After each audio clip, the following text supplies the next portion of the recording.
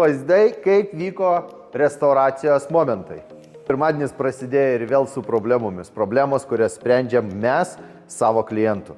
9.11 atvarytas pilnam restauravimui. Sugadinta priekinė automobilio dalis nuo didelių ratų, nuo akmenukų. Buvo labai daug nusmėliota vietų.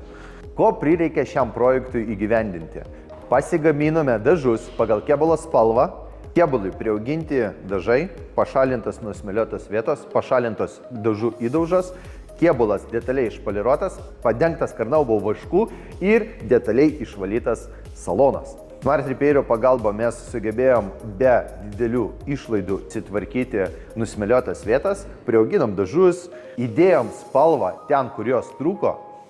Pažiūrim į rezultatą, kaip mes tai padarėm. O jeigu ir tu nori tokio pačio gero rezultato, kaip ir šitas Porsche'as, tai tavo transportas turi atsidurti pas mus. Judam ateičiai link su sekančiu projektu.